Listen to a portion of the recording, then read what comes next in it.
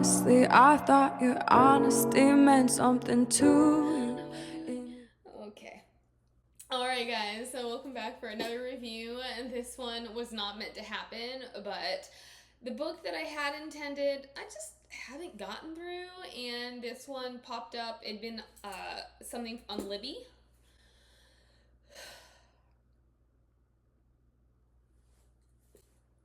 Today's review is None of This Is True by Lisa Jewell. I was like, I'll listen to it because I like Lisa Jewell and I need a really well written book. So I listened to it and I finished it, so here we are. This review wasn't even gonna happen right now, but I liked my makeup. Not that you can actually tell, but why waste good makeup when, you cannot waste it. I have spent the last hour and a half. Actually, what time is it? It's 12:15. I got home around 10 and I don't know. Maybe I kind of putzed around for about 20 minutes. The rest of it has been writing my notes, which both bothers me because all I want to do is go to bed. But as I said, makeup, why waste it? I also kind of like the fact that I have 3.5, so 6 back and front pages of notes, because unless I have a lot to complain about, that it says a lot for the way that it's written, and I expect nothing less from Jewell. In the end, as much as I appreciated the book, and as much as I really enjoyed her intention and what she created from this storyline, I can't say I actually liked it. A lot of reviews were like, actually, I gotta say, I found the best review online. So if you want to go look at it, it's thebibliophile.com. She did an amazing job. If I can link her, which I have not figured it out, so if you know how, please let me know. She is exactly what I've been asking for, so I'm so grateful for her, because Jewell is, she's kind of like Kate Morton, where everything counts. There's all these little details, they all tie together, and it's hard to keep up. So I really appreciate the work she did, and it was an excellent review. I also appreciated her insight because she had a little question and answer section. There are things that I found kind of meaningless, or that I was like, why wasn't this fully resolved, that she thought more about than my tired brain is willing to put in. And she provided some answers, and I was like, thank you.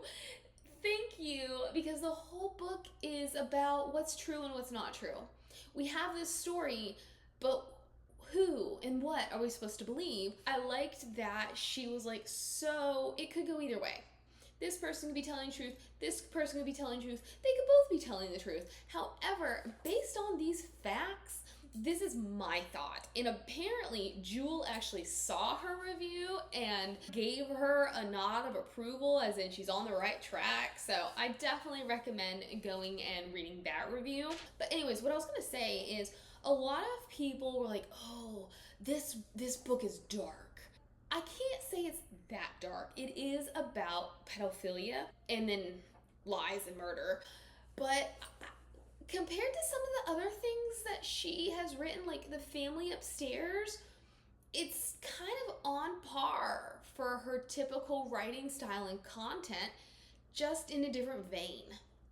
I was a little disappointed because in the end, I didn't get the shock factor that I was hoping for, and I felt like there's two main characters, Josie and Alix, which, can I just say, Alix spelled Alix.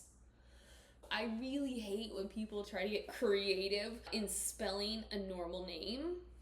Like, why does Ashley have to have 25 different spellings? Just spell it the way it's supposed to be spelled.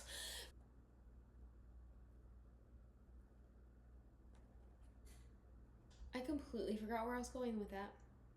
Give me a minute. Okay, I remembered where I was going. Two main characters, two main perspectives. Josie was the one who was telling the story. She was the one with all the tea. I thought she was kind of boring. At first, I was accepting it because She had an abusive relationship with Walter in many ways. Her mother wasn't that great either, so I can understand why she's kind of odd.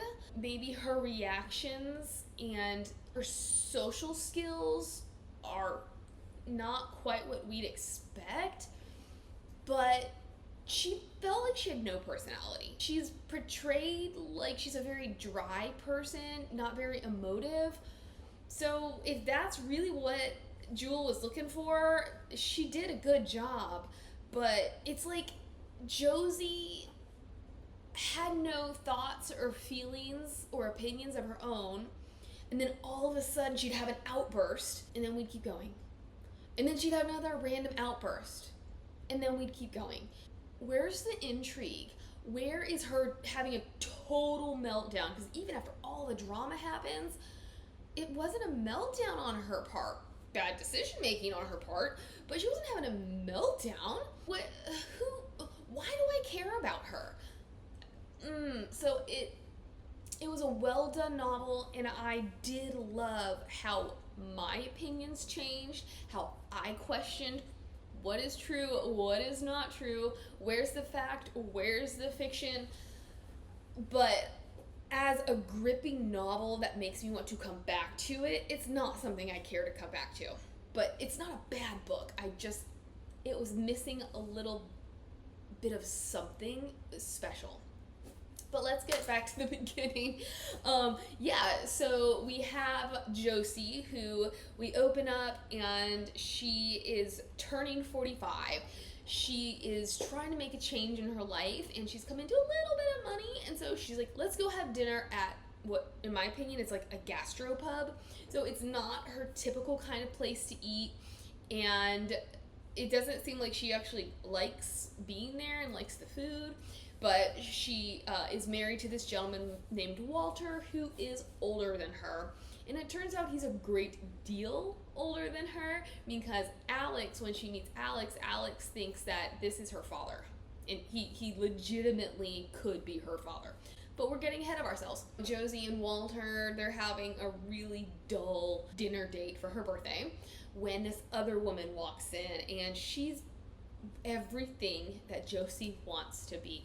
Glamorous, surrounded by people, having fun for her birthday, all this kind of stuff. They have a chance encounter in the bathroom.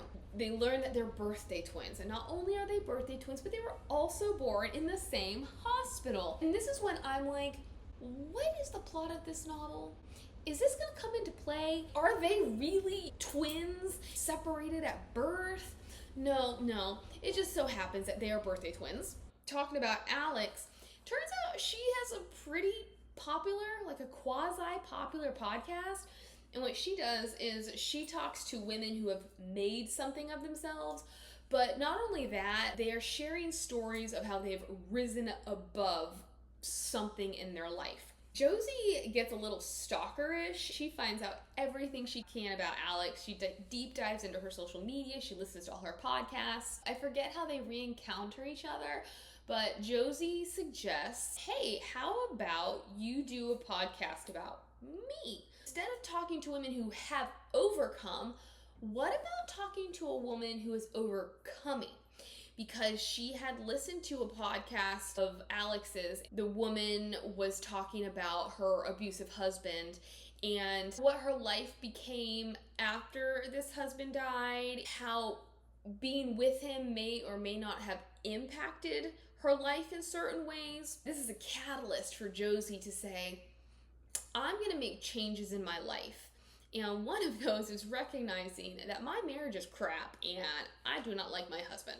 She says, I have a juicy story for you. I think you would like this. Alix is a little uncertain about this, but she agrees because she's bored. She feels like this topic has run its course. So she's like, okay, fine, let's get together and chat and you can tell me what's going on. This is where Josie reveals that Walter is 30 odd years her senior. Jumping a little ahead, details about them is they met when she was 13 because he was a contractor doing some electrical work at her home. He, in some form or fashion, formed a relationship with her mother.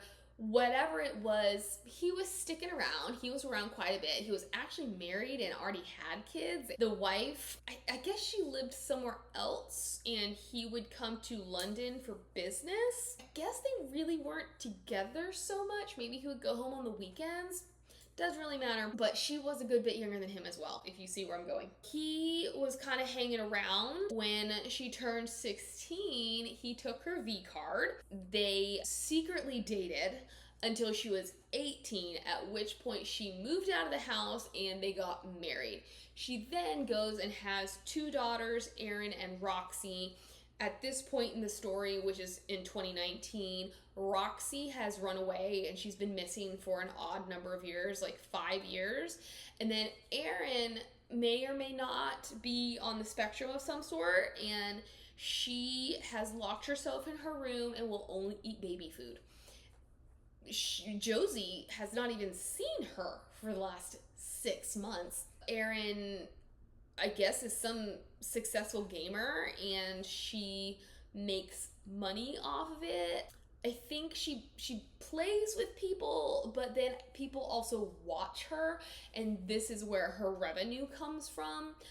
We are told over and over and over about this stench that comes from her room, and that was something that this other reviewer had mentioned, where she thinks that it was a physical, like a concrete stench, and a lot of it came from something else that I'll get into.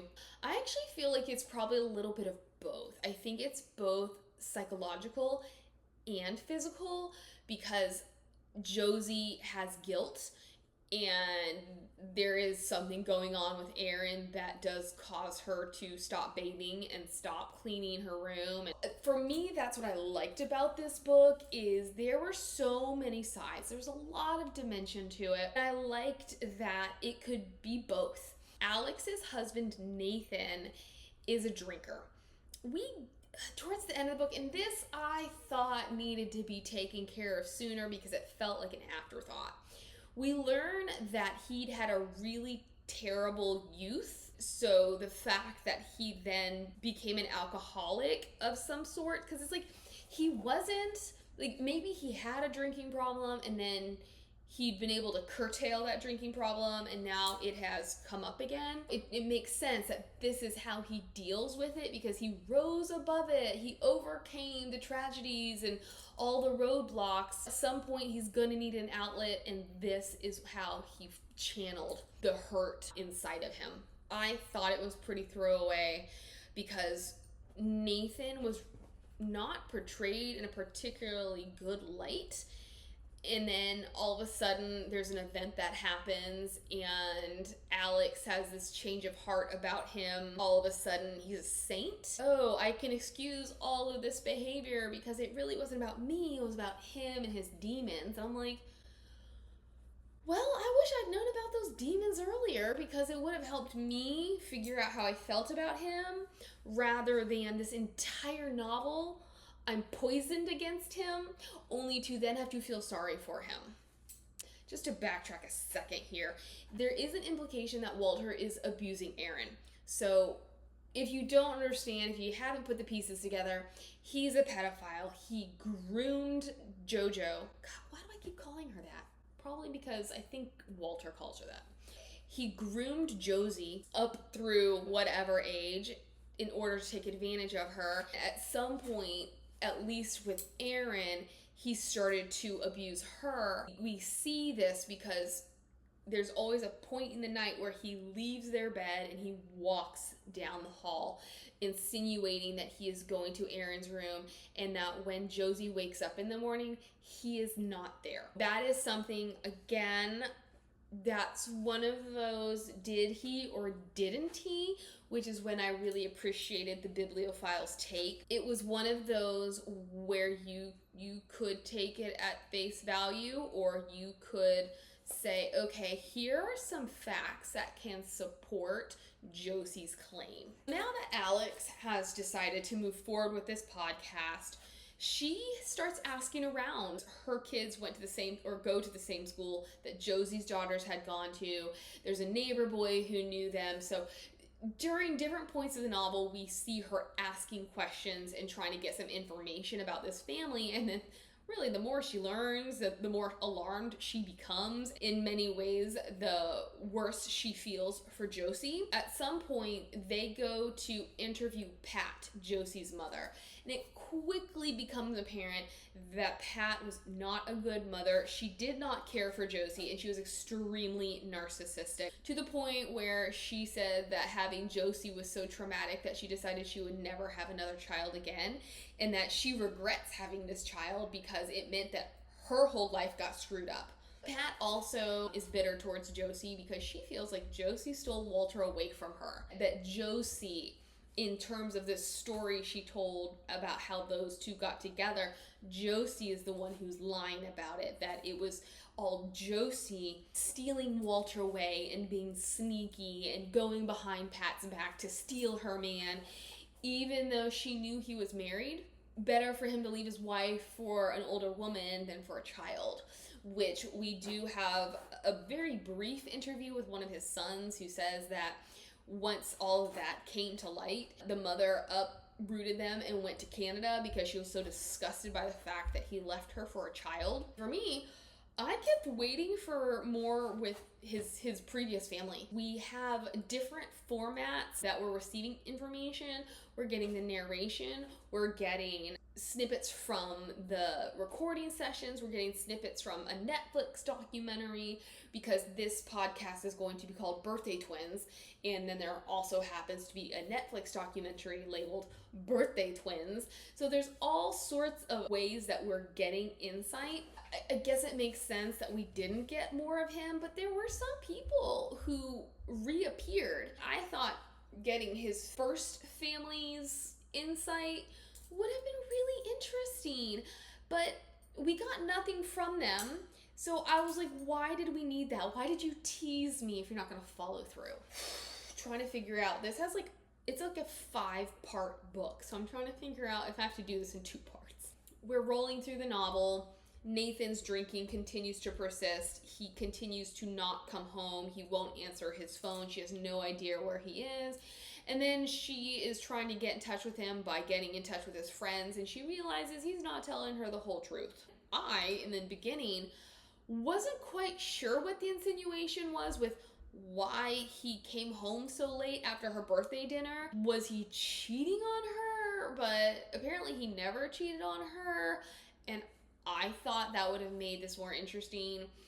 If you have experience with living with an alcoholic, maybe that is enough for you. But at least the way this is depicted, I thought we needed something else just to push it a little bit further. If she's going to push these boundaries in the first place, we need more than, oh, he just didn't come home and she knew he wasn't going to come home even though he said he was. Like, we got the picture that for some reason he wasn't going to keep his word. We have another interview, at which point Alix had asked Josie to bring pictures of herself and Walter from kind of the beginnings of their relationship. And she's a little dismayed to realize she gets why Josie fell in love with Walter. Because at this point, what is it with this stuff? I'm gonna deep dive one of these days. I really will, but you gotta have time for that. At this point in 2019, Walter is an old man. He is, like, if you want to think about a creepy pedophile, his picture will be in the dictionary. These pictures show her how attractive he had been, how handsome he had been. And you know what? If he were 45 right now, she would absolutely go for that. She would find him attractive. Also throughout this, Josie has a penchant for denim. And Alix has noticed this, and so she brings it up to Josie, and she's like, so what's your thing about denim?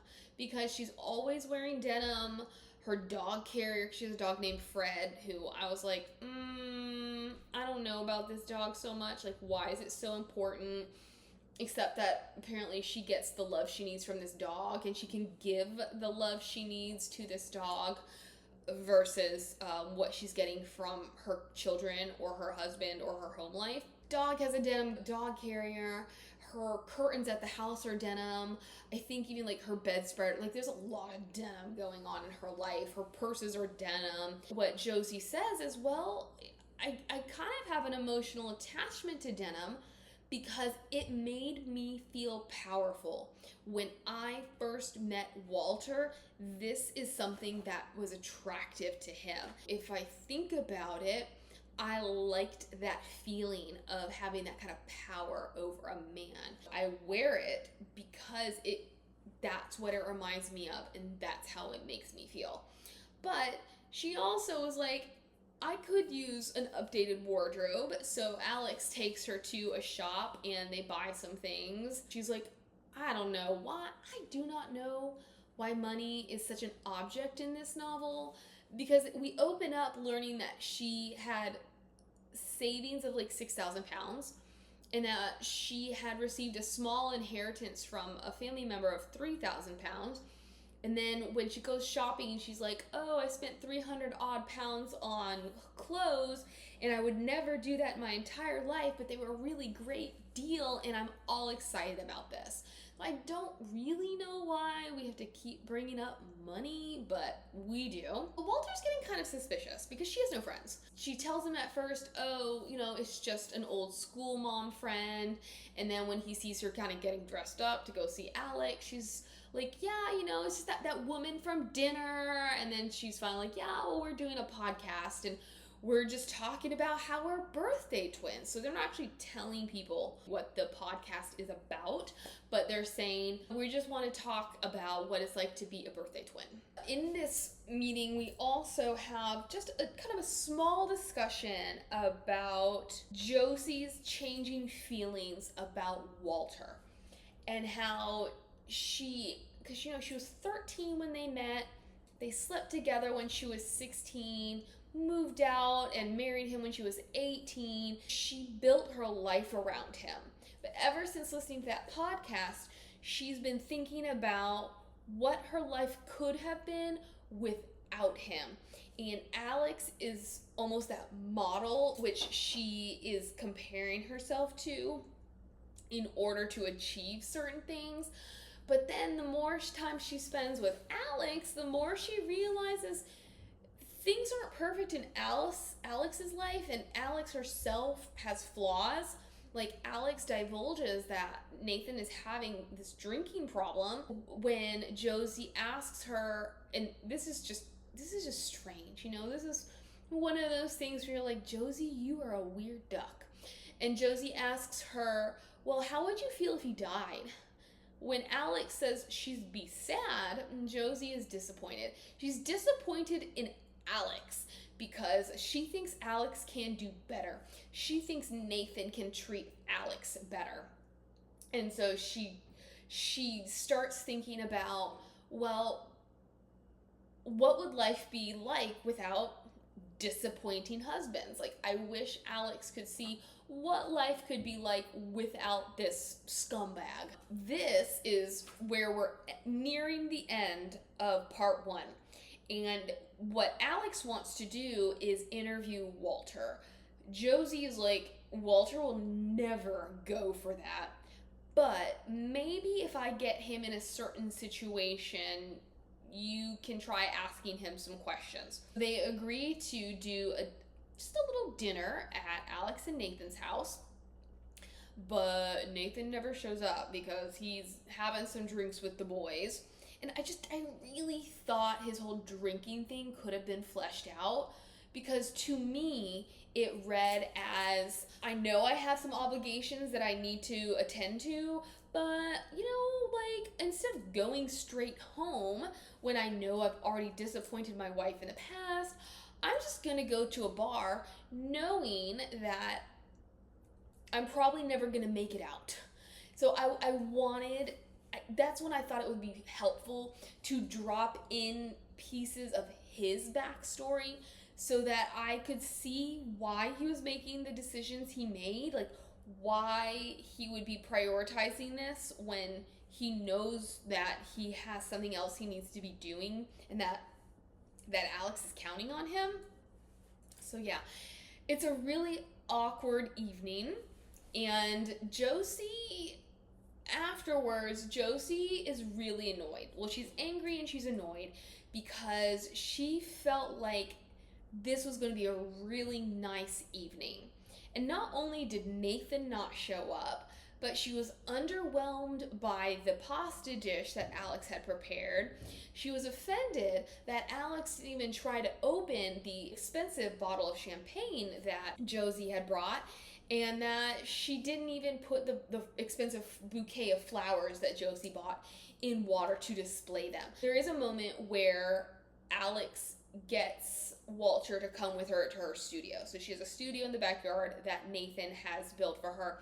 He's in real estate, and he makes enough money that he doesn't have to worry about money, which there's something that happens in the end, and we find out that there's no money left to support her and the kids. And I was just like, he seems wildly successful. And even though he has no kind of concept about what he's spending, because he just always knows that there will be money there to fund whatever he wants to do, does he really have nothing in savings? Do you not have anything? Like, are you spending that much money of his money? Because she does say something about that, where he just gives her money. He just lets her spend his money. So I'm like, are you spending that much money of his money? They're in the studio. She does ask him if she can officially interview him and record it. And he's like, no. But they do talk about Josie. And he warns her, because he's already told Josie, this lady's not your friend. But he warns Alix not to trust Josie, that Josie is controlling, and she likes to control the narrative. So not everything she says is the actual truth. Alix, at the aftermath, Alix's son Leon reveals that he saw Josie listening in at the door and looking very angry. So now we're like, wonder why Josie is angry. The night ends. Josie and Walter walk home. Josie is annoyed because of the night, but she's also really angry with Walter because she feels like he embarrassed her.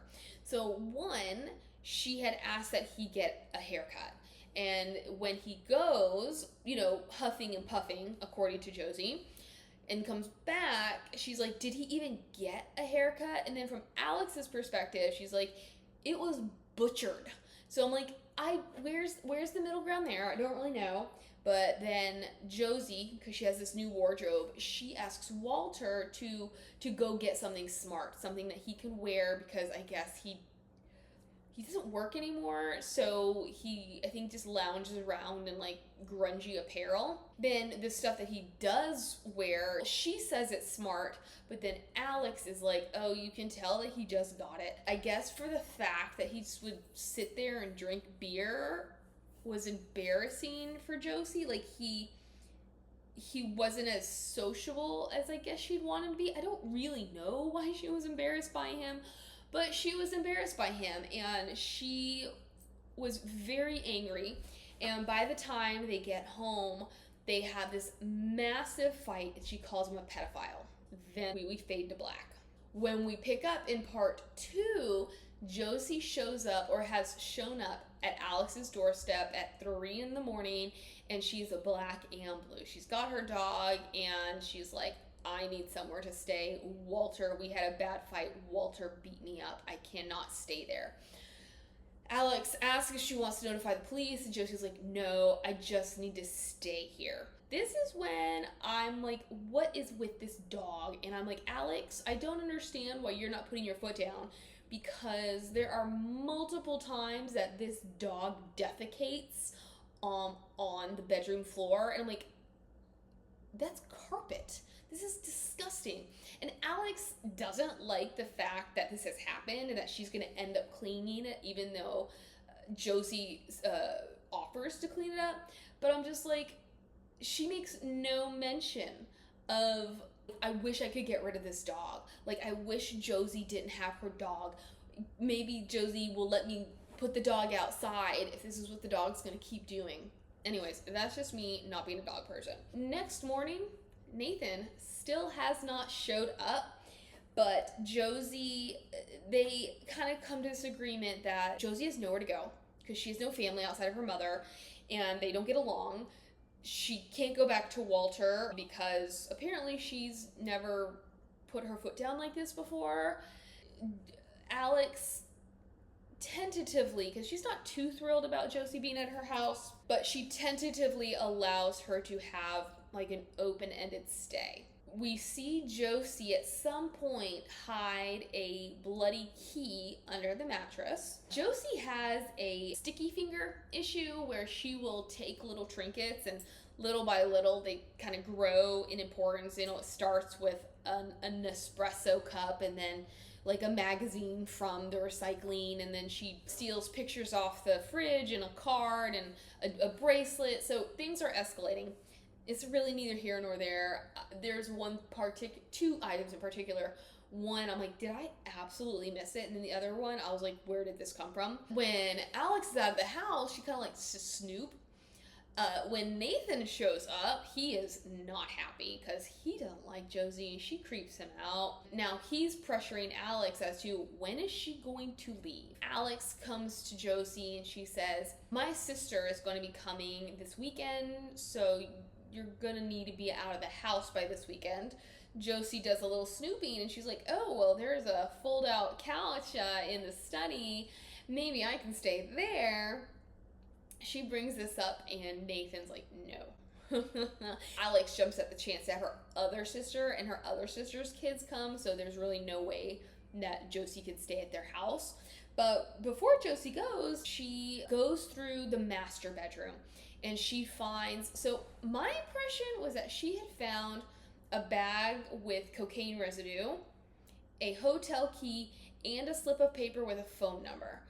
According to the other reviewer, she did not find that slip of paper, but she created it as well as put a female's name on it when she put these things out for Alix to find later. But I'm pretty sure she did find a paper with a phone number on it. Before Josie actually leaves, she and Alix have another podcast session. And can I say, I didn't realize it took so long to record a podcast, but apparently this is like a big deal, and so they're doing it in many, many segments. But Josie tells Alix a different version of events regarding what happened the night that Walter beat her up. She says that basically it happened at a different point in the evening and that Aaron had left with her. Alix is like, well, where did Aaron go? And Josie's like, I have no clue. Which, I mean, I thought we could have used a little bit more of Aaron too.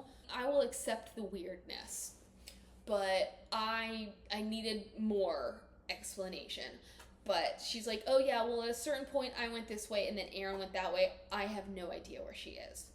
The police have since received a missing persons report because, as I said, she's a gamer. I think it's the people she games with that file this report because their gaming partner hasn't shown up for an extended period of time. There is also a conversation that Alix and Josie have about this girl named Brooke. And Brooke was Roxy's best friend, but Brooke has been missing for an odd number of years. She then starts to do her own deep dive. It seems that Roxy had a very violent personality and that she had broken Aaron's arm. She had broken another child's finger. Like, she was very violent. And she and Brooke, prior to Brooke's disappearance and Roxy's subsequent running away, they'd had an argument and she had punched Brooke. We also know that Brooke disappeared the night of her prom, and she had told her mother that she was going to a friend's house afterwards. But then all of her friends that she'd gone to this prom with were like, oh no, she said she was going home. So nobody knows where she went, but she did disappear on the night of her prom. Alix is like, oh, should we reach out to her family? And Josie's like, don't do it. Like, they don't trust Brooke. Like, this is not a good idea. What she does say is that she believes that Walter also groomed Brooke, in that he slept with Brooke on her 16th birthday, which is why Roxy and Brooke had their falling out and why Roxy was so upset. Roxy's leaving is also when Josie claims she refused to let Walter touch her anymore, and this is when he started abusing Erin, which Erin, I believe, is 21-ish, 23-ish at this point. So if we're thinking 23 minus 5, that's 18. I feel like that's a little old for this to start happening. So my personal belief is that he actually started abusing her much earlier, because he seems to like them young. Because he groomed Brooke before she was 16. So I think maybe this just could be where it became more frequent, more blatant. I don't really know. Alix and Josie do have another conversation about their husbands, however. Alix gets the sense that Josie wants Nathan. So he has his bad habits, but she gets the sense that Josie wants Nathan to be as bad of a husband as Walter is. I can't remember exactly why, but she does get the sense that Josie's got something going on in her head, and I guess because her husband is bad, she thinks that in order for Alix to get out of her situation, her husband needs to be as bad. Like, don't quote me on that, but she definitely senses there's some kind of disdain and ulterior motive regarding Josie and Nathan. I think I'm going to put a pause here because I'm already at 40 minutes and I have a feeling this could go for another 40 minutes. So if you want to know the rest, just stay tuned and I will have part 2 posted tomorrow. So stay tuned. Bye!